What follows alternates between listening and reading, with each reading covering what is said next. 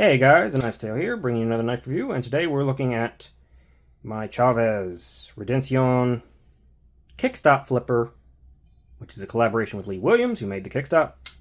And this particular version has been modified by Fanatic Edge. They don't come quite this nice. They're nice, but they don't come quite like this. Fanatic Edge does a lot of modifications. You can send in knives, but they also buy, especially Chaves knives. They have a lot of Chaves knives that they modify with anodization and milling and different things. And I saw this one and it was, yeah, this is nice. This is just a beautiful version of this knife, in my opinion. About 3.5, maybe a hair over on blade length. About 8 1/8, no, just a little bit over. It's kind of directly in between 8 1/8 and 8 1/4 overall. And 4 5/8 on handle length. It's an M390. It's a frame lock. On bearings. Comparisons. This is a large, chunky knife, as most Chaves are. Well, they're not all large. Surprisingly, he does do some small ones, but they're pretty almost always chunky. He likes big slabs of titanium, and who can blame him? As you can see, it is bigger than both knives, but it's still in the full-size, medium-size category. It's definitely not a large knife, but it feels a bit more large than it is because of just how chunky it is.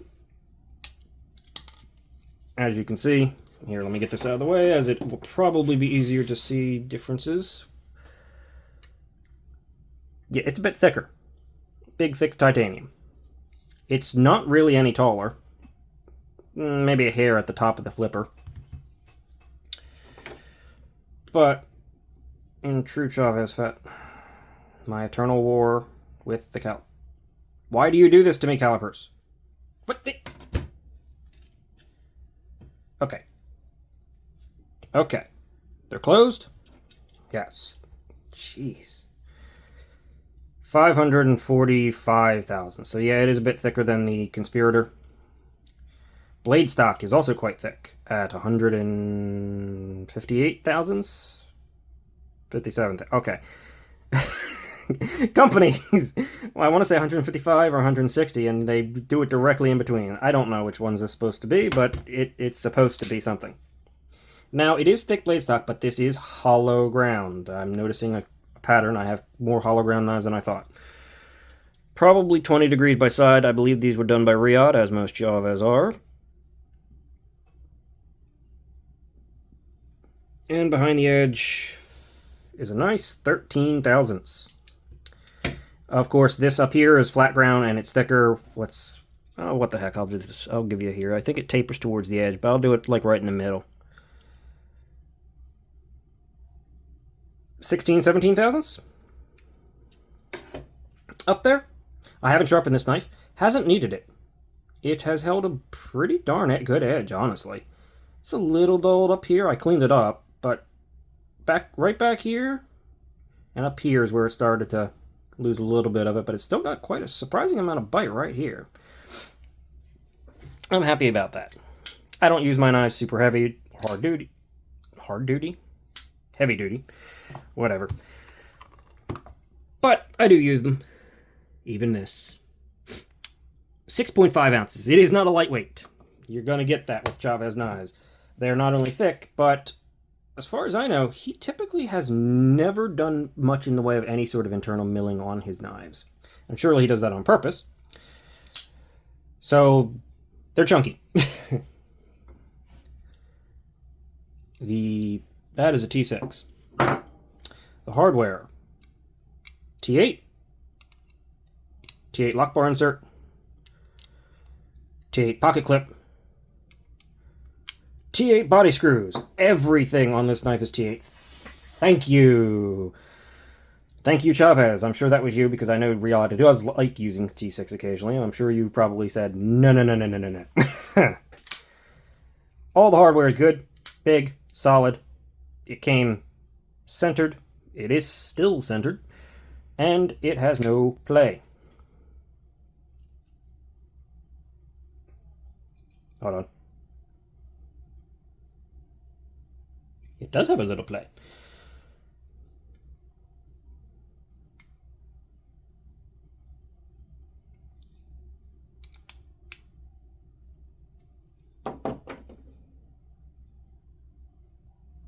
And it's gone.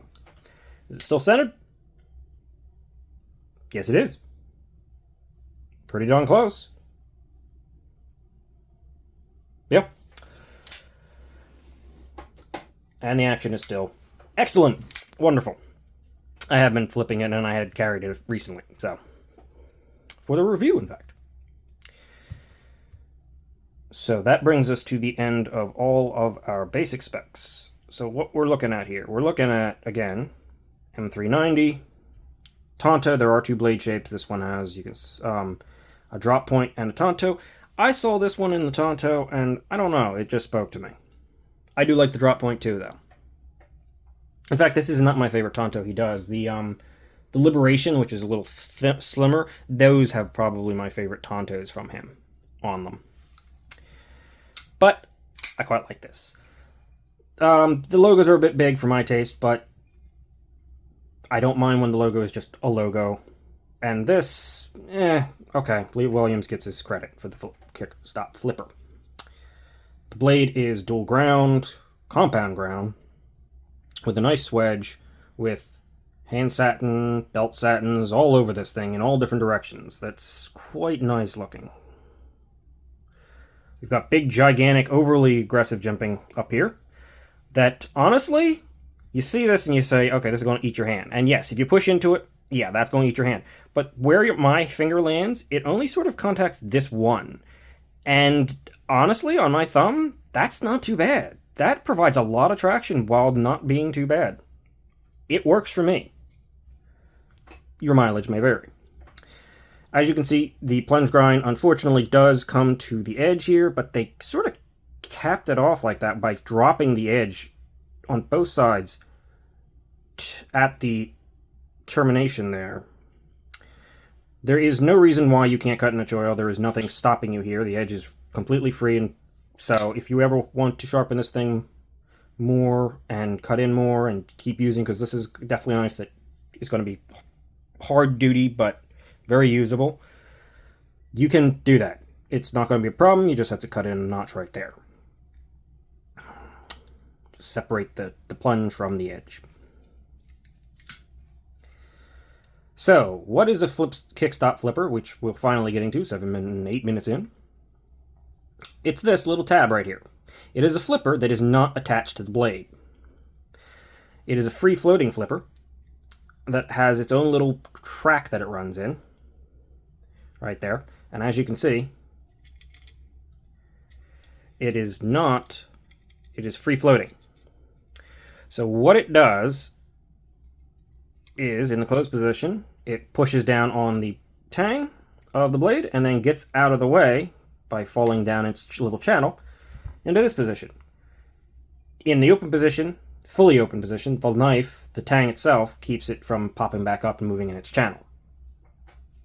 So you get a flipper that disappears and a clean profile. It's a really clever, awesome little touch. Lee Williams is, I guess, awesome and a genius. He does custom knives, pretty expensive ones, but pretty nice ones. And this, despite this looking like a pokey, horrible, like, this is such a tiny, for this knife, I mean, this has a bigger flipper tab. You think, oh, that's not going to work. My word, does it. It has no right doing as well as it does. It's got, like, the perfect angle. It's got fine, great, perfect jimping on there. And this is the best kind of jimping right here. Texture, grip, but nothing too bad. Brilliant. Reate does this very well.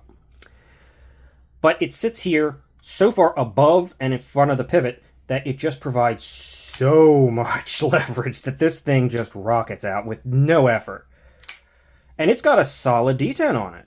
This is not a light detent knife. This is a medium, but it feels lighter than, it might even be like on the medium high end, but it feels, let's see.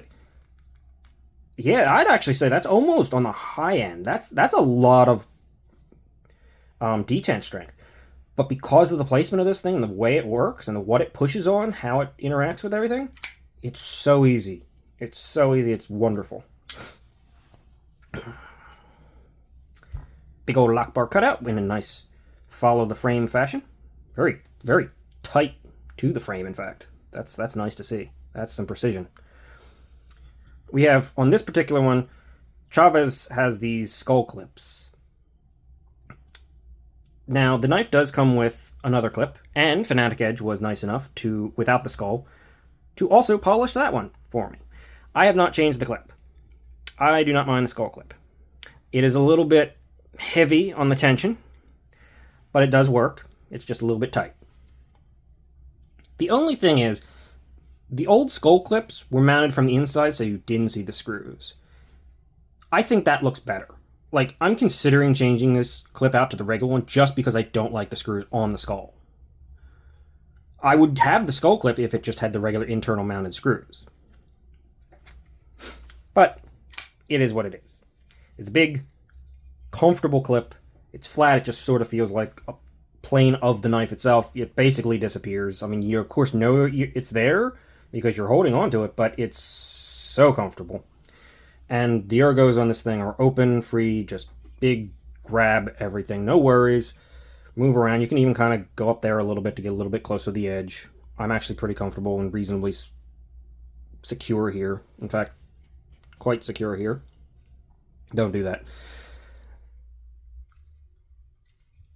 Honestly, it's just a great looking, great functioning knife. It's just very big, hard, solid knife. That's what it says to me, and that's what it is. It's Chaves' style and Reate's execution and Lee Williams' flipper. All coming together for wonderful execution on amazing. It's on bearings. It is wonderfully smooth. Super, super controlled drop shot. I mean, this is not at all uncontrolled. It has a backspacer that wraps around, all the way around, in fact.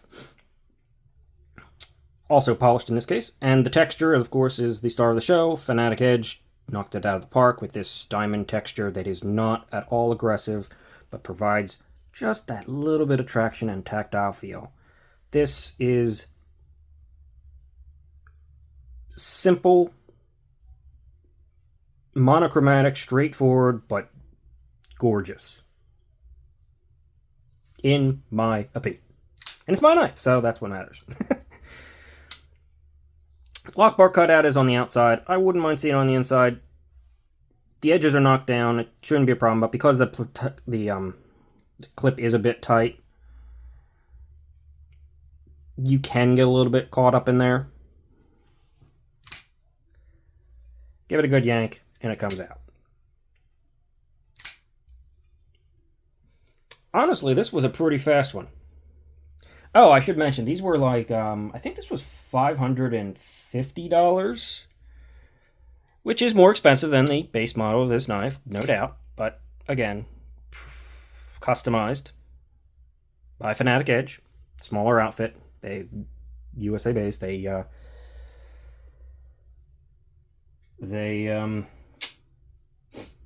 do their thing. Most of the Chaves modified knives, I guess they're customized, I think are in the $450 to $500 range. And again, I believe this one was maybe it wasn't $550. I got this one a while back, a couple years now. It's in great condition and it's held up. I mean, not even really marks on the polish, which is nice. Just tells you I'm pretty careful when I have this in my pocket because I don't want it getting screwed up. So, Chaves Redencion, Lee Williams, Kickstop flipper. You can still find these some places. Base versions, mostly. Again, Fanatic Edge may have some. I will link their website down below. And that's it. It's a good knife. It's a cool knife, and I'm glad to have it. That's all from me. Thank you for watching. Like and subscribe if you would. Comment your thoughts. Where can I improve? All of that. I really do need the feedback. Thanks. Bye-bye.